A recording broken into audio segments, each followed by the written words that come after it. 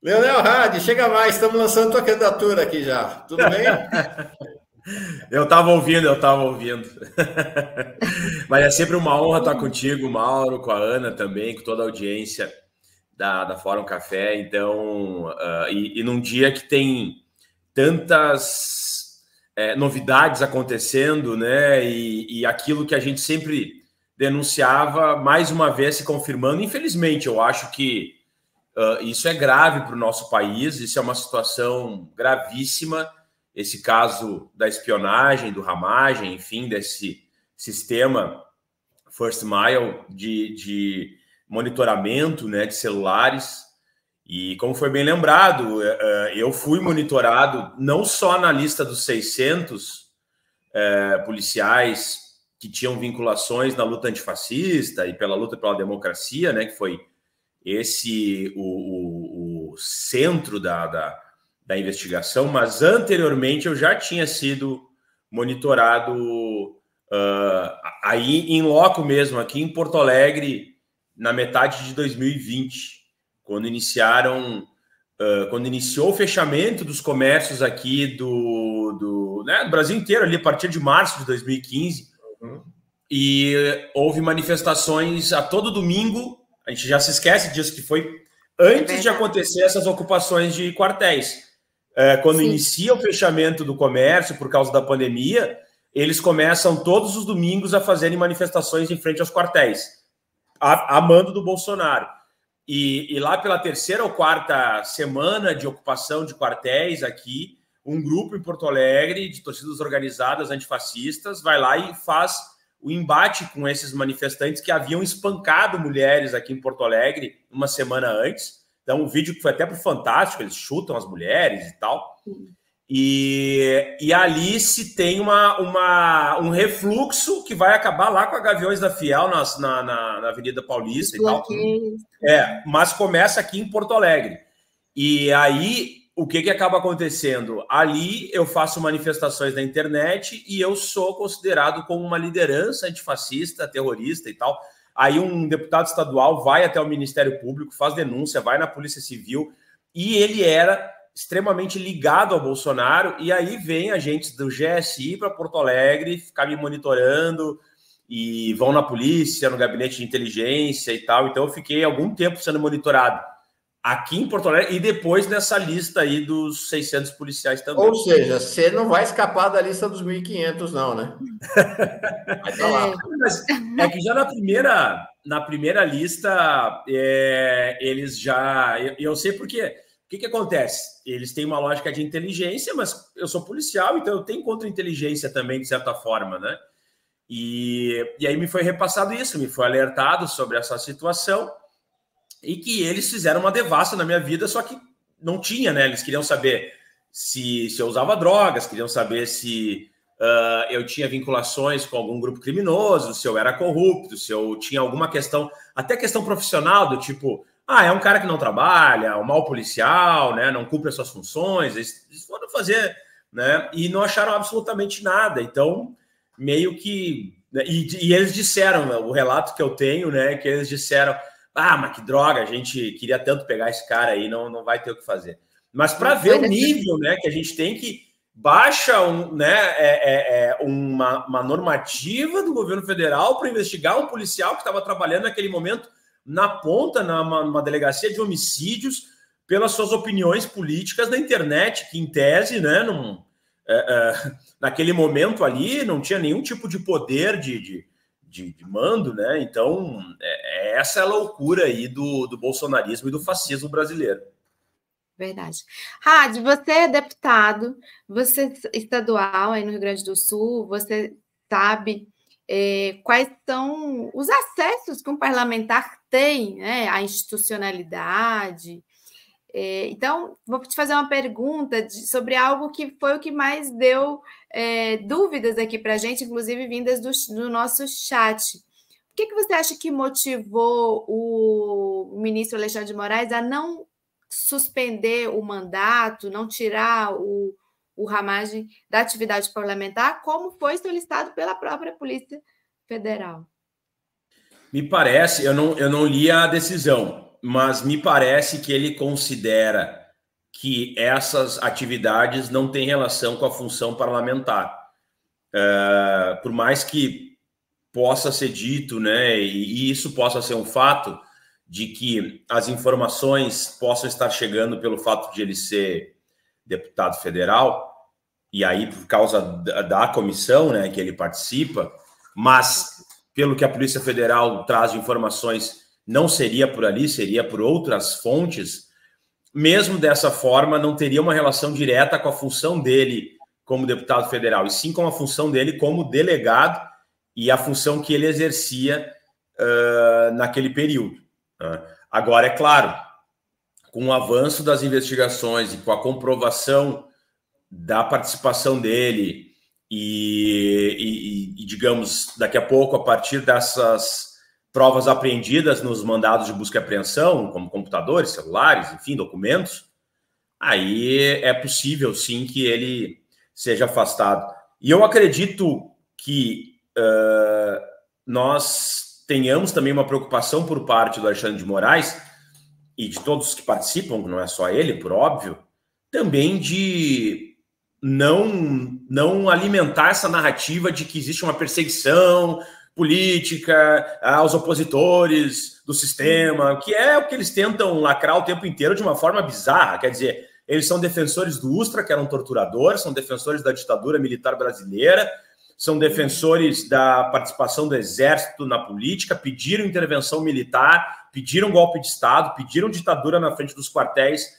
ao longo de 2022, né, no final daquele período eleitoral, ocuparam estradas tentaram invadir a Polícia Federal, incendiando o ônibus, tentaram explodir um aeroporto, e agora eles se vendem como os defensores da democracia e com pessoas muito preocupadas com os direitos humanos, os direitos fundamentais, e como se fossem vítimas de um sistema que eles queriam, digamos, esse processo da First Mile, essa iniciativa de monitoramento de forma ilegal, criminosa, inconstitucional, que foi conduzida pelo governo Bolsonaro, que sabia onde estavam as pessoas exatamente. Tivemos um governador do estado, pelo menos até agora, comprovado, Camilo Santana, monitorado com drones, pessoas que tiveram sigilo telefônico quebrado sem autorização judicial, uma promotora do caso Marielle Franco, e aqui chama a atenção qual seria o objetivo do monitoramento, né, da Simone Sibilo, que era a promotora do caso naquele período, ser monitorada pela ABIN sem nenhum pedido de proteção, sem nenhum pedido de... Porque ela poderia ter acionado, né, digamos assim, olha, eu estou sendo perseguida, eu tenho medo, né, da minha vida, receio de morrer, então eu preciso de um acompanhamento da inteligência para saber se a minha vida corre risco. Nenhum momento isso foi requisitado, quer dizer, totalmente a revelia. Então nós temos várias personalidades que foram monitoradas de forma criminosa e nitidamente se tinha um procedimento pago com dinheiro público para monitoramento de opositores políticos, e isso é típico de uma ditadura. Quer dizer, todos os movimentos feitos pelo Bolsonaro, pelos seus apoiadores, pela extrema-direita fascista do Brasil, estavam caminhando para um golpe de Estado, para a implementação de uma ditadura e fechamento da democracia. E agora eles se levantam sobre um discurso, que somos vítimas de um processo antidemocrático, etc. Sabe, chega a ser patético o nível de argumentação dessas pessoas. Leonel, tem uma questão que nos incomoda desde 9 de janeiro do ano passado e que agora incomoda ainda mais a Márcia. Eu segurei a pergunta dela para quando você chegasse. Ela falou assim: Mauriana, bom dia. Por que mantiveram os bolsonaristas na ABIN? Vocês teriam uma teoria? Você que opera nessa, como você mesmo falou, né, nessa esfera da contra-inteligência, algo muito chocante no 8 de janeiro é a gente descobrir depois que o GSI estava infestado de bolsonaristas, de fascistas. Mas ainda tinha uma desculpa, né? O governo tinha acabado de assumir, não tinha arrumado a casa ainda. Mas agora, Leonel, mais de um ano depois do governo Lula, a gente descobre que o número 2 atual da ABIN é um bolsonarista e estava lá obstaculizando, né, as investigações todas. Você tinha vários integrantes da direção da ABIN ainda bolsonaristas ligados a essa dimensão golpista que você relatou. Por que o governo Lula não age em relação a isso. A gente sabe aqui em Brasília, tanto a Ana como eu estamos em Brasília, mas você sabe também, está cheio de bolsonaristas nos ministérios. Há ainda uma infiltração golpista, bolsonarista grande no governo federal. Né?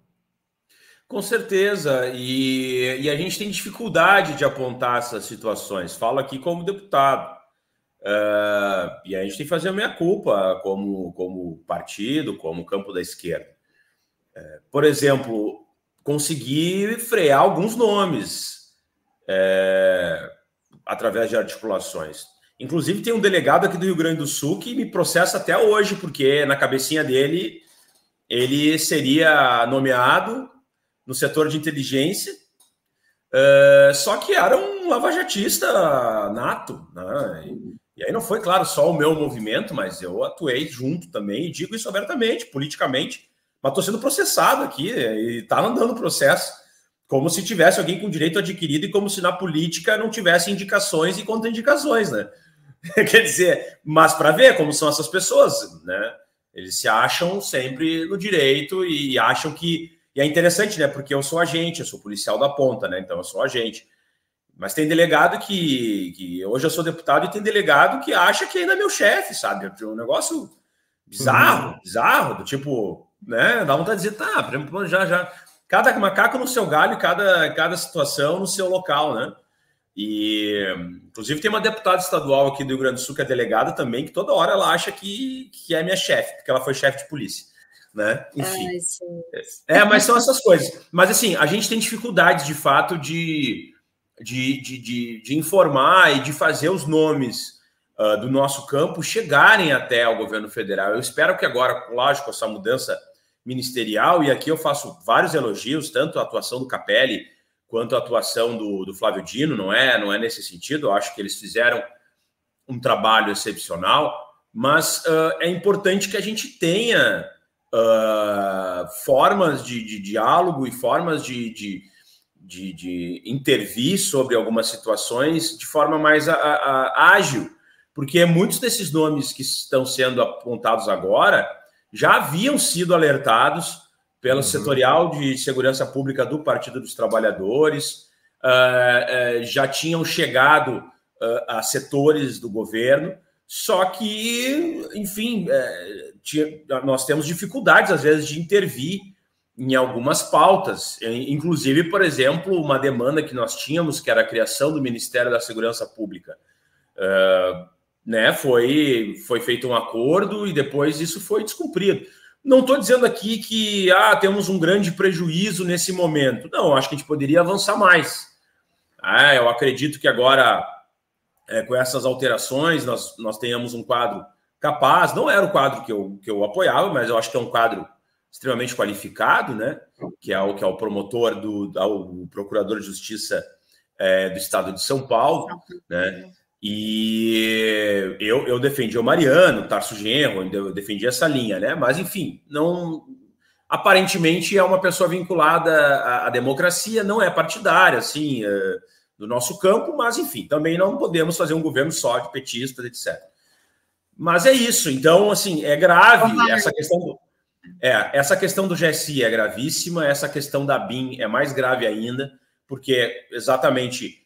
nós temos essa situação envolvendo uma continuidade de um procedimento que é ilícito, inconstitucional, criminoso, dentro do próprio governo, para sabe-se lá qual era o objetivo, né? Que não derrubar o governo de alguma forma. Então, assim, ou a gente começa, já devia ter começado, né? Ou a gente faz agora uma depuração e uma transparência, e coloca os nomes na mesa, e principalmente na área da segurança, retira todos que tenham vinculação e simpatia. Eu não estou dizendo que tenham ter feito campanha para o Lula, mas, assim, pessoas que tenham realmente uma vinculação, uma militância intrínseca com esses grupos, ou são afastados agora, ou em breve nós teremos um outro golpe de Estado. Radi, esta semana a gente repercutiu aqui uma pesquisa que saiu, você deve ter acompanhado também, CNT, sobre avaliação do governo, né? O governo Lula avaliado em 43%, pessoalmente o Lula 55%, mas o que chamou a atenção foi, de todos os temas das políticas públicas, aquela que a população mais tem críticas é a da segurança pública. E você falou aí sobre essa questão do ministério, se tem um ministério, se não tem um Ministério da Segurança Pública, se é secretaria, qual é o perfil do secretário. Queria que você aprofundasse um pouco mais nesse tema. O que você... E eu sei que não é só você, porque você representa um grupo de debates também, coletivos que debatem essa questão dentro do seu partido e onde você atua. Queria que você comentasse isso com a gente. Como que esse desafio, né, do governo Lula de dar uma resposta para a área da segurança pública pode ser superado? É interessante porque a segurança pública, via de regra, e aí tem gente, mas não pode ser assim. Ok, mas na Constituição, e a gente pode mudar esse perfil. Mas a segurança pública, em tese, ela é uma competência dos estados, dos governos dos estados. São os governos dos estados que têm o comando sobre as polícias militares e as polícias civis, que são as polícias que vão lidar com os crimes no cotidiano das cidades, né, dentro daquela região, correto? Se tu for, né, se tu sair na rua agora e não enxergar um policial, isso é responsabilidade do governador, né? Não enxergar uma viatura da polícia militar, um policial fardado, isso é responsabilidade do governador. Se for uma delegacia e o teu caso não for investigado, né, teu roubo, enfim, é responsabilidade do governador. Isso é um fato. Agora, o governo federal, a União, tem sim obrigação de inserir sobre isso, porque, claro, tem a Polícia Federal, a Polícia Rodoviária Federal, mas que tem suas competências ali bem estabelecidas. Fazem segurança pública, mas, em termos de impacto para a sociedade, elas atuam em pontos muito específicos e importantes. Mas essa segurança pública, quando a gente fala, né, que geralmente vai pensar em furto, roubo, estupro, homicídio, né, esses dados, isso tem uma relação com os estados. E é interessante, né, a população ter esse sentimento na medida em que, no ano passado, houve redução de crimes no Brasil inteiro. Isso é um fato que tem que ser trazido. Houve uma redução dramática de latrocínios, que para mim é o crime, talvez, que tenha o mais impacto na sociedade, né? Que é o roubo ali, naquela situação do roubo, alguma pessoa é morta. Então, houve uma queda de mais de 20%, que é extremamente considerável. Tivemos uma redução de 3% em homicídios, quase 3% de feminicídios, queda de roubo de veículos na casa dos 15%. Quer dizer, as principais taxas de criminalidade em 2023 reduziram, mas mesmo assim as pessoas trazem, né, essa reflexão com uma preocupação. É interessante porque os dois estados que apresentam os maiores casos de violência, pelo menos de midiáticas, que é o Rio de Janeiro e São Paulo, são administrados pela extrema-direita fascista, apoiadores do Bolsonaro, que é onde existe um descontrole evidente entre facções, milícias, Cracolândia, furtos, roubos, tiroteio à luz do dia, são nesses dois estados. E que são administrados pela extrema-direita, que é do bandido bom, bandido morto, que tem secretários de segurança, que honestamente o Rio de Janeiro nem tinha, né, antes secretário de segurança, agora que está colocando. Mas São Paulo tem um secretário de segurança, o Derrite, que é deplorável. Mas ele faz o discurso, discursivamente, ele dá aquela sensação de que bandido bom, bandido morto, pau na vagabundagem, que não adianta de nada, né? Porque aí eles matam 10, morrem 5 policiais. Porque é o processo, toda vez que a polícia ela avança, a criminalidade avança e vice-versa. E não deveria ser, a polícia deveria ser uma cumpridora de leis da Constituição. Então, discursivamente, para mim, é onde está o fato de ter essa preocupação com segurança pública. Não é nem a realidade em si, que o Brasil sempre foi violento, sempre teve taxas altíssimas, pelo menos nos últimos 40 anos aí. Algumas pessoas vinculam com o fim da ditadura, não tem nada a ver com o fim da ditadura, são novas lógicas da criminalidade, principalmente com o avanço da cocaína, do tráfico de drogas, que é algo que começa a surgir no final da década de 70, início de 80, antes não existia, que é aí que dá esse boom ali, né, na Colômbia e, enfim, toda a América Latina é mercado, ou pelo menos uma zona de exportação. Então, assim, nesse sentido, nós temos que refletir sobre as demandas da sociedade e como discursivamente eles acabam ganhando. Porque até o presente momento parece que a gente não conseguiu ainda encaixar um discurso realmente... Não precisa ser o populismo penal, não precisa ser essa lógica do bandido bom, bandido morto, mas um discurso mais contundente contra o crime organizado, contra a criminalidade. Eu acho que o Flávio Dino fez falas acertadas nesse sentido, o Capelli acertou nesse sentido, mas precisamos de uma questão mais de vulto, um olhar mais profundo por parte do governo, pelo menos na parte discursiva. E, claro, demonstrar que esses estados também, além do auxílio, o governo federal precisa auxiliar os estados que estão em crise no campo da segurança pública, precisa ser um vetor, né, de mudanças, mas tem que se falar mais sobre segurança pública no sentido de valorização até desses profissionais, que a gente tem uma grande dificuldade. Embora o governo federal tenha feito o PRONASSE com bolsas de estudo de R$900 para os policiais se qualificarem, tenha investido bilhões, mais de, acho que foi uns 6 bilhões, algo do gênero, para os estados se equiparem em termos de equipamentos de inteligência, viaturas, etc. Quer dizer, tem feito movimentos importantes e relevantes na área da segurança pública, inclusive, né, o fortalecimento da Polícia Federal e da Polícia Rodoviária Federal. Agora tem um novo plano de carreira para essas duas corporações, o que é extremamente importante para a gente ter, né, instituições que funcionem de forma adequada, valorizada e também respeitem o governo, demonstrando que o governo tem preocupação, sim, com os policiais, com os trabalhadores da segurança pública, e o PT tem, sim, mas discursivamente nós precisamos avançar. E isso eu falo como militância e canais de esquerda e de forma ampla, né? Ainda hoje, por exemplo, eu como deputado estadual, etc., mas o fator de ser policial é algo que muitas vezes me bloqueia de diversos locais, não posso ir, não posso falar, não, sabe, não... Tipo assim, vou dizer com todas as letras, por exemplo, mídia ninja nunca me deu uma vírgula de possibilidade de falar algo, mas é verdade, por quê? Porque eu sou policial, tá certo. Homem branco, hétero, etc., ok, tranquilo, só que assim, isso faz com que a gente comece a ter bolhas e bloqueios que nos prejudica, porque mais cedo ou mais tarde são pautas que vão explodir.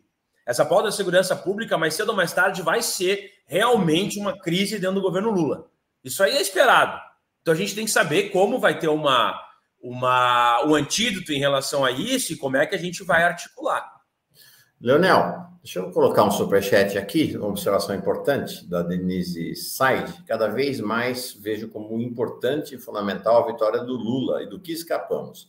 Quase um milagre. É algo que realmente toda hora a gente está lembrando, né? Se Bolsonaro tivesse vencido a eleição, você não era deputado estadual, talvez a gente nem estivesse fazendo o programa aqui, eles estavam se preparando. A gente até comentou mais cedo, né, Ana, essa questão. Eles fizeram tudo o que fizeram, uma pessoa do chat, contando que eles iam ganhar a eleição. Bolsonaro tinha certeza que ia ganhar a eleição, e aí na segunda eleição ia escorregar para uma ditadura aberta. E aí, tudo isso que a gente está sabendo agora, nunca saberíamos, né? O Alexandre de Moraes ia ser preso, todo aquele projeto deles ia ter se realizado. Então, essa questão da vitória do Lula, pouquinho, né? Foi pouquinho, quase perdemos, né? Ela foi. Mas é bom lembrar por que a gente quase perdeu, porque houve um caso de corrupção durante o processo eleitoral nunca visto no nosso país. Tivemos até o auxílio emergencial com empréstimo consignado. Nós tivemos aí compra de votos a rodo, empresários assim desviando para a Caixa 2 de uma forma nunca bom. Então, tem investigações até hoje.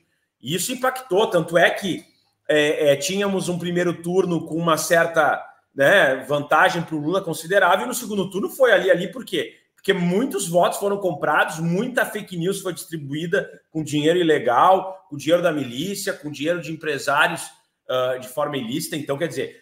foi realmente um milagre nós termos vencido. Primeiro, que nunca um presidente da República tinha perdido uma reeleição. Segundo, que a forma como foi feito esse processo de se utilizar da máquina da União e dos estados, dos municípios, né, inclusive prefeituras, utilizando a sua máquina estatal, isso, às vezes, tu observa em eleições de municípios pequenos do interior esse nível de corrupção e compra de votos. Agora, em nível de disputa governo federal, nunca aconteceu na história do nosso país. Mesmo nos períodos mais nefastos, assim, que ainda a gente pode dizer, né, ainda nos períodos democráticos, mas ainda em que nós tínhamos um pouco acesso da população, muitos analfabetos, etc., isso tinha acontecido. Então, quer dizer, esse é um dado concreto, né? Imagina a Polícia Rodoviária Federal trancando estradas para as pessoas não irem votar, sabe? É esse nível de aparelhamento que nós tivemos no processo eleitoral. Ô, Leonel, um dos maiores escândalos deste escândalo, né, é que 30 mil pessoas podem ter sido monitoradas, né? E hoje a tentativa é de ter acesso a essa lista, né? Você acha que vai haver acesso a essa lista? O que você acha disso? Olha, até hoje eu não tive acesso à lista que eu tô lá, né? né, do Ministério da Justiça. Você está em várias listas, né? Estou em várias listas, para tu ver como o policial de esquerda incomoda. Parece que só a esquerda às vezes não se dá conta disso, né? Mas enfim. Mas é difícil que a gente tenha acesso, talvez, porque são documentos sigilosos.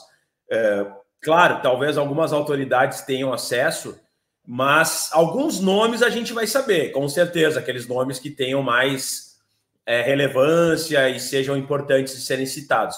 Mas outros nomes, né, mais comuns, assim, de pessoas que, né, transitam por meios de menos repercussão, talvez a gente nunca fique sabendo, a não ser que tenha um processo judicial, né, de danos morais, etc., que possa ser movimentado. Mas vamos ver. A experiência que eu tenho da última lista é que isso não vai, tirando alguns nomes que eles, né, pinçam, não virá à tona, se não virar os 30 mil nomes, não serão conhecidos.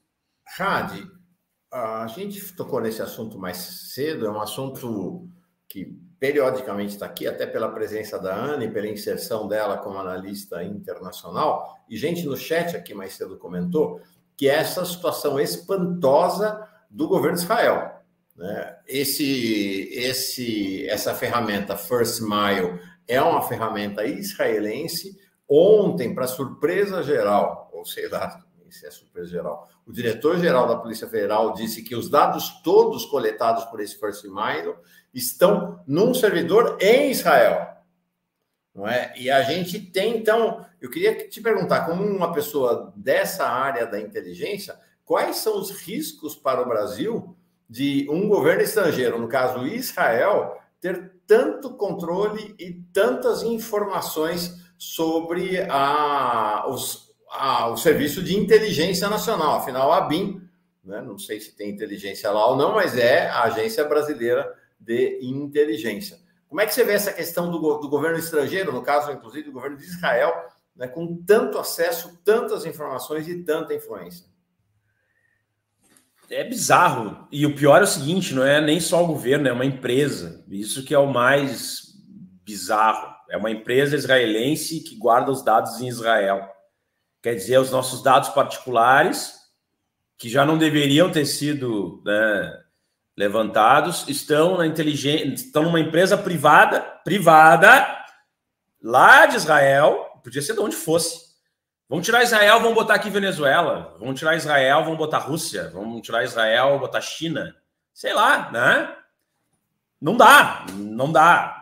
Né? Tem gente que fica passando paninho porque, Israel, sabe? Essa galera da extrema-direita fascista, imbecil. Mas não interessa. Primeiro, é uma empresa privada, já começa por aí. Você trouxe um ponto interessante, né, Ana? Imagina se fosse um acordo com uma empresa russa e os dados estivessem na Rússia. O que a extrema-direita estava fazendo? É isso aí. Pois é verdade.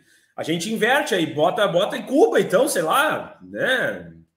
Onde tu quiser. Não faz sentido uma empresa privada ter tanto acesso a informações sigilosas, porque são autoridades do país. Concordando ou não com essas autoridades, vamos chamar assim, primeiro eu vou falar das autoridades, né? São personalidades de um país que tem a sua autonomia, a sua competência, o seu poder de voto, o seu poder de decisão, quer dizer, influenciam, né, uma nação. E aí uma empresa qualquer, de um país qualquer, tem acesso a dados dessa pessoa que é relevante para aquele país. Quer dizer, que soberania maldita é essa que essas pessoas queriam?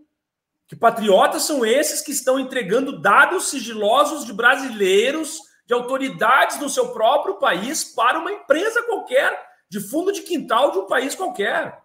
Isso não existe.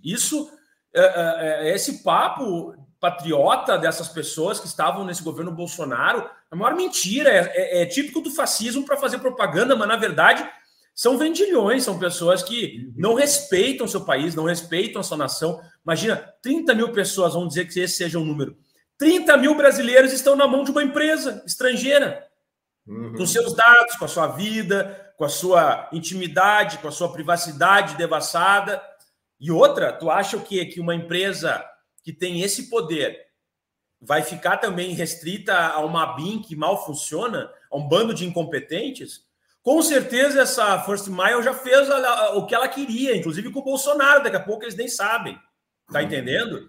Do tipo, abriram as portas do inferno. Eles mesmos se colocam em risco, né? Mas claro, é óbvio. Quem garante? Ninguém vai saber mesmo, entende? Quem é que garante? Daqui a pouco essa questão das joias, até a própria First Mile aí que tá vazando em algum lugar vai saber, entendeu? Quer dizer, é algo assim que... E outra, vamos supor, perderam a eleição, bom, esse sistema fica na mão do outro governo, entende? O que é? O governo vai fazer contra ti mesmo? Sabe? Do tipo, de um nível de corrupção, sabe, de desdém, de desconsideração, de antipatriotismo, jamais visto. Entregar dados sigilosos, nevrálgicos para uma empresa, qualquer que seja, para uma empresa, né? Dados que deveriam estar na mão do Estado, né? Na mão de entidades que tenham fiscalização, que tenham compromisso com o próprio país. E quer dizer, Israel para os Estados Unidos é um me dá, né?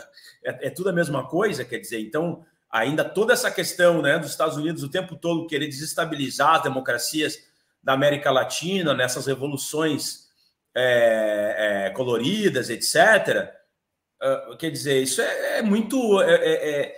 É algo que chega a ser revoltante, repugnante, na verdade, né, para a gente refletir. Eu queria só problematizar uma questão aí sobre Israel, que poderia ser outro país, mas não é, porque especialmente Israel é quem tem hoje tecnologia de ponta nessa questão de espionagem e outros casos escandalosos pelo mundo, se eu não me engano, aquela questão da Pegasus também, outros softwares nessa rota que você falou, Estados Unidos e Israel. Eles são os que têm melhor desenvolvido e fazem questão de atuarem junto com governos para esse favorecimento das suas empresas, porque eles têm, é isso que você falou, um duplo ganho, né? Ganho comercialmente, uma questão empresarial, mas também ganho geopoliticamente, influência. E a gente está vendo agora a tentativa de grupos ligados ao governo de Israel de perseguir brasileiros, como está acontecendo com o Breno Altman, como está acontecendo com o Genuíno, como está acontecendo com outros, e pode ser, inclusive, com base nessa capacidade que eles têm de monitoramento de dados e da vida das pessoas. Eu acho engraçado, e aqui não é uma crítica aos judeus, é uma crítica ao governo de Israel, né, da Netanyahu, da extrema-direita fascista. Isso aí não... Às vezes tu fala isso, os caras, mas é os judeus. Não, olha só, tipo, uma coisa é o povo judeu, outra coisa é um governo. É como se nós estivéssemos falando do Bolsonaro, tá falando mal do Brasil, não, falando mal do Bolsonaro, não é isso? Então tá, estamos falando mal do Netanyahu, do governo israelense da extrema-direita fascista, que inclusive nem apoio interno tem, precisa dessa guerra para continuar no poder com seus atos de corrupção. Esse é um fato, né? E os fascistas lá dominando aquele país. Ponto. O que eu quero dizer em relação a isso? Que curioso, né? Eles têm tanta tecnologia, esse governo tem tanta tecnologia, e os neonazistas, a extrema-direita fascista, avança como nunca na Europa. E ninguém consegue frear, né? Que baita inteligência que tem o Estado de Israel nesse momento, que não consegue frear o avanço de neonazistas que pedem morte de judeus na Europa. Assim como aqui no Brasil, esse sistema maravilhoso não conseguiu colocar nenhum grande líder de facção ou de milícia na cadeia. Então, serviu para nada, né? Serviu para monitoramento de políticos. É assim que se faz segurança pública num país, com certeza. Não prendendo nenhuma liderança de facção, não prendendo nenhuma liderança de milícia, porque se fosse assim, né, os armamentos aí ilícitos liberados de forma irrestrita pelo Bolsonaro, com os CACs, não teriam chegado na mão de tantos membros do PCC, tantos membros do Comando Vermelho, tantas outras facções, como já é comprovado. Então, são reflexões aqui que eu trago para a gente compreender como essa lógica de que Estado máximo, né, de controle, tal, que as pessoas vendem, né? Não, nós temos que monitorar todo mundo, porque daí a gente vai com... Pois é, mas não vi... Ou alguém se lembra aqui de uma grande prisão, né? Uma grande operação que tenha prendido, e aí reduziu, acabou o crime no Rio de Janeiro, por exemplo. Logo o estado do Bolsonaro. Se eu fosse presidente da República e o meu estado fosse o Rio de Janeiro, e vamos lá, o Bolsonaro não tem nenhum tipo de compromisso com a democracia, ou compromisso com... Bom, a primeira coisa que eu ia pegar mesmo é esse sistema e dizer, olha, mete tudo que é celular e vamos prender todo mundo no Rio de Janeiro agora. Né? Se tiver que matar, vão matar também. Sim. Mas nem isso ele fez. Opa! Tá entendendo? Congelou. Quer dizer, Opa, caí, agora acho que eu voltei. Caiu não.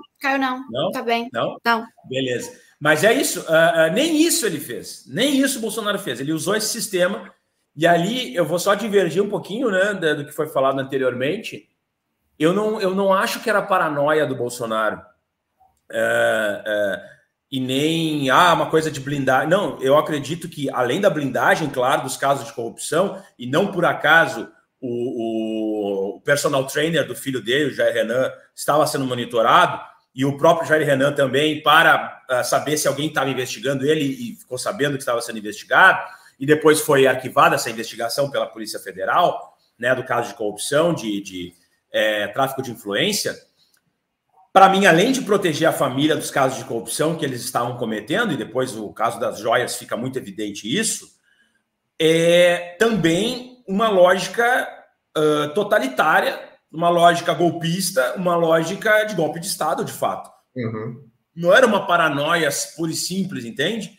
Era uma lógica do tipo assim, olha, eu vou dar um golpe de Estado, eu vou ganhar essa eleição, para ganhar essa eleição eu tenho que destruir meus adversários e eu tenho que estar tudo na minha mão. Se ele tem amante, se ele não tem amante, se ele, né, no fim de semana ele bebe e dirige. Qualquer porcaria serve, às vezes, para destruir uma reputação. Né? Qualquer bobagem que todo mundo faz no seu cotidiano para destruir uma reputação, é só tu fazer isso, usar as redes sociais e acabou a vida da pessoa.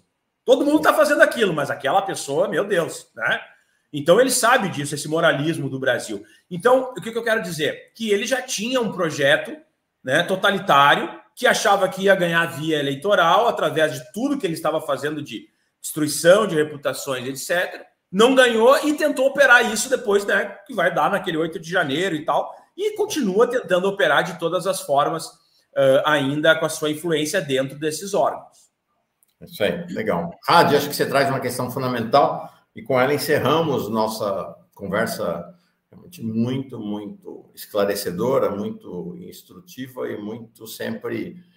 tem que ser uma boa dose de racionalidade e emoção quando você fala. Esta turma quer estado mínimo na economia para ferrar com os pobres e estado máximo na vigilância, no controle, porque eles querem ditadura, né? O tempo inteiro. É o fascismo. É o básico do fascismo, né? É isso aí.